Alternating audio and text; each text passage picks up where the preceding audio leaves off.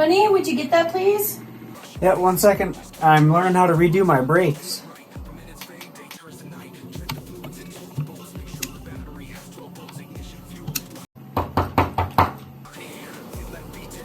Not bad.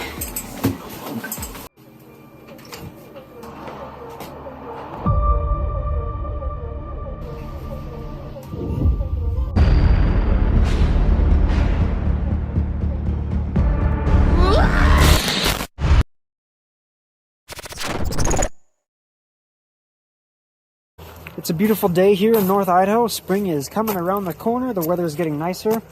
And in honor of the amazing weather, I thought I would torture myself today by disassembling the brakes and hubs on the Honda CR-Z. Let's take a look.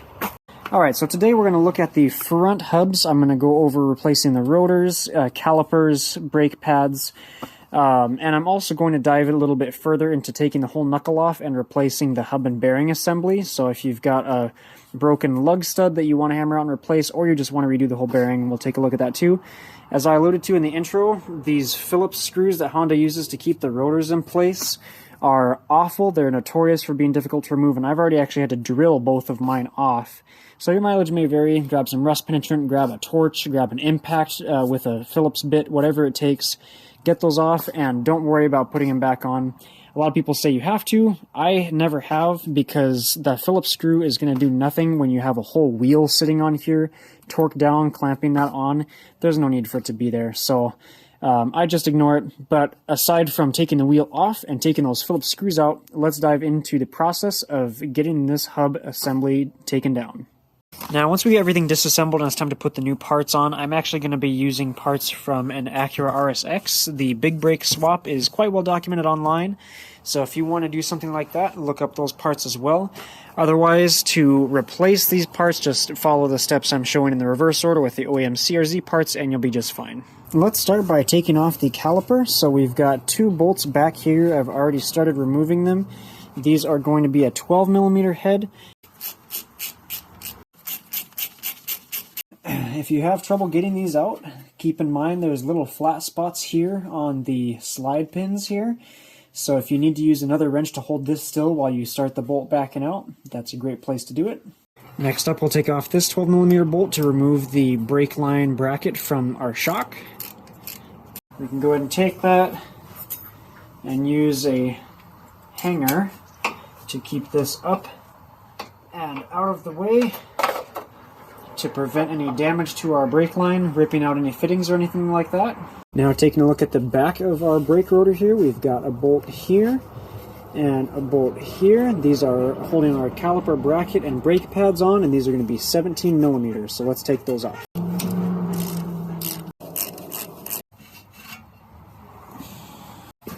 At this point, our rotor can be removed. If it's been a while since it was last changed, you may need to tap with a hammer around the sides to break it free here. But once you've done that, you should be able to wiggle it right off. If all you're doing is the brakes, it's quite straightforward. Of course, just keep in mind the direction of the pads, both vertically and if there's any unique features on either one back to front. Also, make sure you replace these little metal springy tension pieces here. These will probably come with your brake pad kit, but if they don't, make sure you have some. But we're going to keep going. As I said, I'm going to be replacing my hubs. The studs are getting a little rusty, and the bearings are also making some noise I don't like. So we're going to keep tearing down this knuckle until we can remove this hub. First up, we'll remove this nut that's holding on the end of the axle here. Now, you will find that it is staked on one side into a notch in the axle. Don't try to undo that stake before we remove it. We need our 32mm driver here, and what I like to do is just use a really big impact gun and zip this off. It will flatten the stake back out when we're done with it, and then you can use a new nut when you are putting it back on.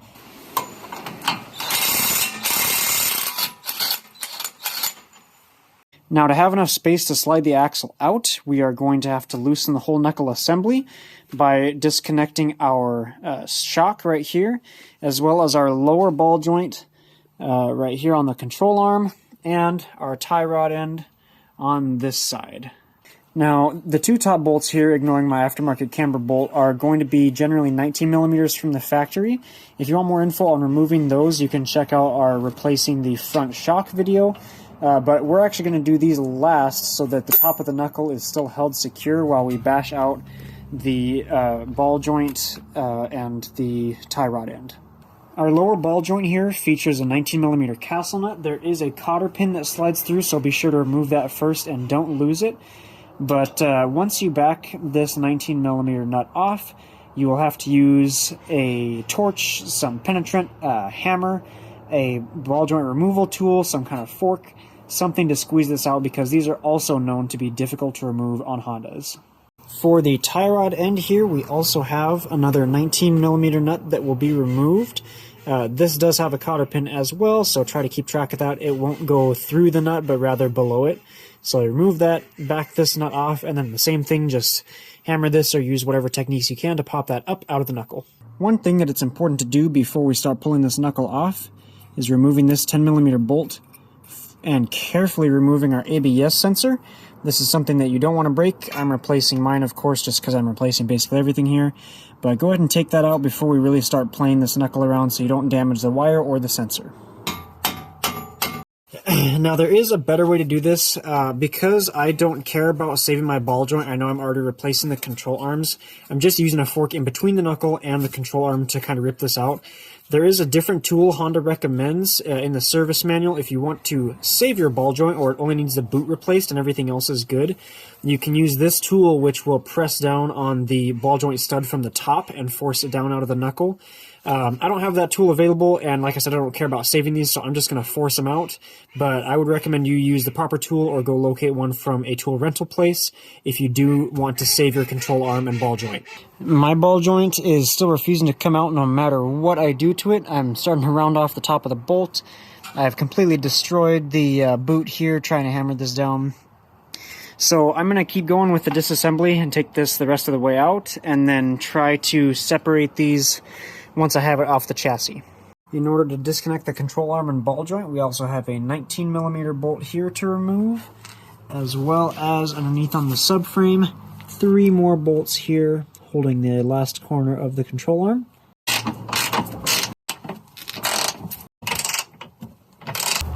With the 3 bolts removed, do remember to keep track of which one came out of where, because a couple of them go through the subframe into the vehicle. They're all slightly different lengths, so make sure you get the right ones back in the right spots when you're done.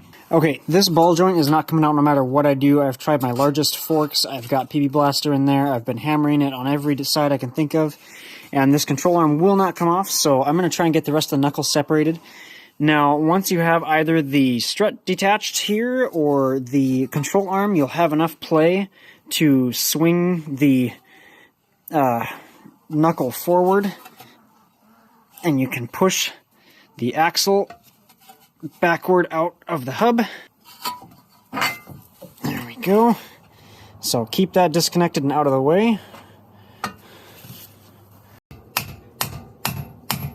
One other thing to keep in mind with your tie rod end is that this forms part of your alignment, so if you are removing and replacing it, it is a good idea to get your alignment checked afterwards, since you likely won't be able to get it in exactly the same spot. Alright, so I've got my knuckle removed here along with my control arm, which I do still need to separate, but once I get that broken apart, we'll move on to replacing the hub and bearing here on the front of our knuckle. Do remember as well, if you're doing the lower control arms, to only do one side at a time, because the bolts holding the control arms in make up 3 of the main bolts holding the subframe to the vehicle. Having both of these disconnected can put a ton of strain on the final bolts that are still in place, so I'd recommend only doing one side at a time. So to remove the tie rod end from our actual rod here, we need to loosen this jam nut. Now we're going to use a 19mm wrench on the nut and on these flats on the tie rod end. With that nut loosened, the tie rod end can then be twisted off. You may need to hold the actual rod with a 14mm wrench up here to get the tie rod end turning. There we go. If you can, of course, try to leave that nut in the same spot, as that affects your alignment. If not, of course, it's a good idea to get an alignment done anyway if you're messing with this much of your suspension. But keeping that in as close of a spot as possible will help you get things aligned pretty similar. Quick side note for those of you who are wanting to replace just a damaged lug stud rather than the whole bearing and hub, this is not something I've seen on my other Hondas, but looks like CRZ owners get a special treat here. There's a small hole here in the dust shield, the perfect size for a full lug stud to pass through, including a bit of a notch in the knuckle to clear that head. So if you only need to replace a lug stud and not the whole hub, you can just remove the brake components and gently hammer that stud back out this way. I say gently because, of course, you don't want to shock your bearing and end up destroying that and need a replacement anyway. But you should be able to get the stud passed back out through that hole, push a new one in, tighten it on with a lug nut, and you're good to go. Okay, so there's a few different ways you can go about this. There are DIY tools, of course, that you can use to pull hubs and bearings on your own. I'm taking mine out to a local shop with a hydraulic press just because I want to be absolutely certain everything is getting equal pressure and getting put in perfectly straight. So we have new bearings here from NSK. Also, we have our OEM hubs here that we're going to be putting in. Whenever I'm changing the bearings, I like to change the hubs too, especially in my case with all the lug studs rusty and corroded.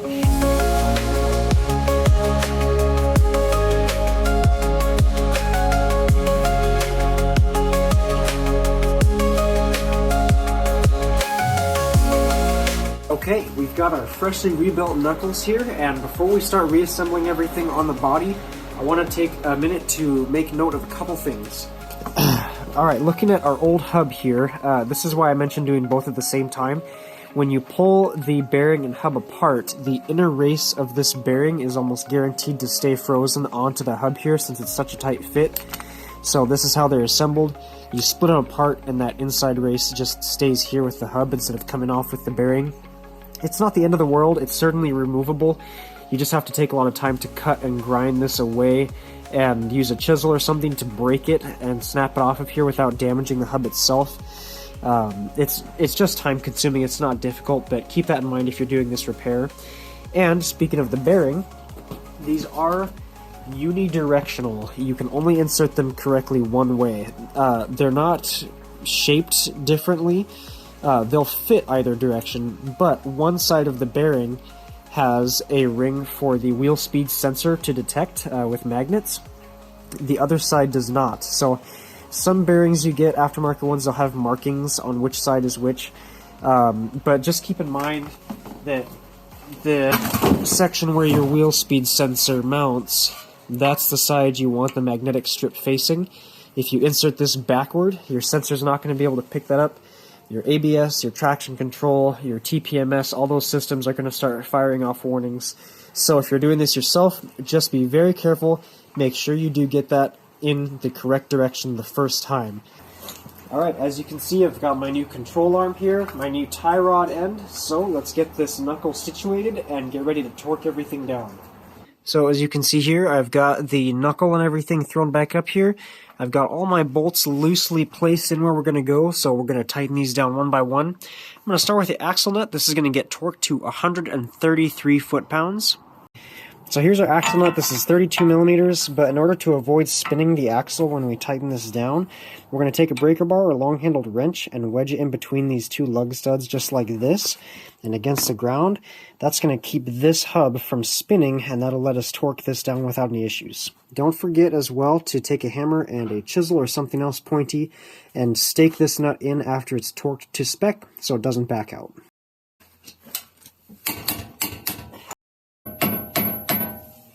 Now, as we go to torque the rest of our suspension bolts down, Honda recommends that you do this with the suspension in a loaded position, or, as it would be where the car is sitting flat on the ground.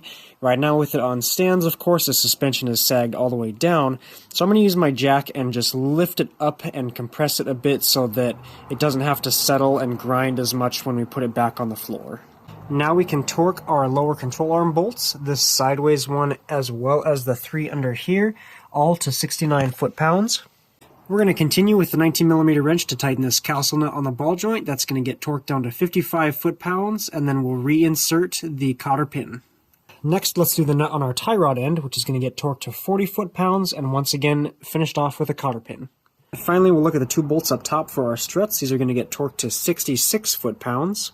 Okay, with all our main bolts torqued down, let's take a quick look at the wheel speed sensors. Here's where they go in, right behind those bearings as I mentioned. Now if you're replacing yours, there's going to be a couple grommets or clips attaching them to the strut, as well as one to the body, and this pass-through here where it connects into the engine bay. So let's go over taking that out real quick.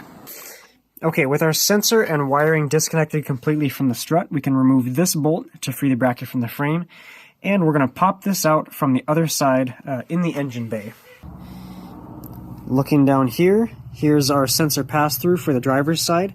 We've got our tab on the top and the bottom of that circular plastic fitting to depress so it'll come out. We also need to push down on the back side here of this connector, right there, to release it from the rest of the sensor harness. And down here past the brake lines is the one for the passenger side. Similar deal, depress the tabs top and bottom to push it out toward the wheel well, and depress the tab on the connector to remove it. Now I've got that sensor pushed through from the other side. Here's our wiring harness connector. Let's go ahead and separate that.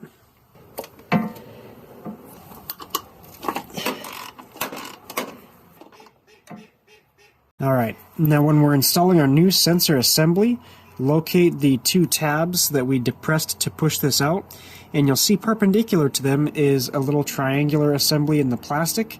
That's going to align with a notch right here in the frame. So we'll plug this in, make sure that's secure, and then install that facing the correct direction. And with that new sensor mounted in, we can get the rest of these hooked back up to the strut in the same positions as factory. As you can see, I've got my rotor mounted back on the knuckle here, and I am going to use these two screws just to keep it still for now since I'm doing the video. You don't need to do this if you're just throwing stuff back on. If you're reusing the OEM calipers, pads, or rotor, go ahead and just reassemble those in the reverse order we showed at the start. However, I am doing the RSX brake upgrade, so I'm actually going to be removing my CRZ calipers and completely replacing them. So now let's take a quick look at disconnecting this brake line fitting and getting the calipers swapped out. So to disconnect our caliper, we have this 14mm banjo bolt here on the end for our brake line. Make sure you have a container beneath so that when you disconnect this, any brake fluid that spills out is captured. Now we can reinstall our brake line on the new caliper, making sure that the included washers, there's one on each side of the fitting. Next up, we're going to bolt our caliper bracket back on and torque down those bolts. I believe that's 80 foot-pounds for those two on the back. Next up, after making sure our shims for the brake pads are installed, we can go ahead and put a little bit of grease and install the pads.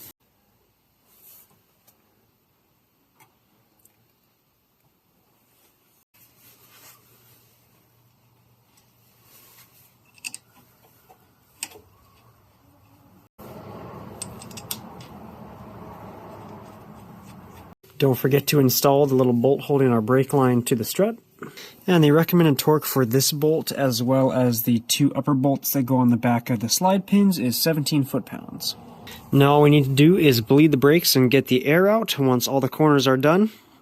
If you're doing the RSX upgrade specifically, like I just did, there's a couple modifications I need to make. This brake line bracket, I did bend it forward because there was a bit of tension here from where this fitting has to reach. And I also cut off part of the bottom of the dust shield. It was rubbing between the brake rotor and the control arm. So I just trimmed that back. The rest of the dust shield on top is still there, and that clears okay, but just keep that in mind. Well, that's about it for getting everything reassembled. If you've messed with the brake stuff, don't forget to use the 10mm screw here to bleed it. But that should be everything for getting brakes, hubs, bearings redone on the front of the Honda CRZ. As I said, we'll cover the rears in the next video. I hope this information was helpful, and keep an eye out for the next video. Thanks for watching.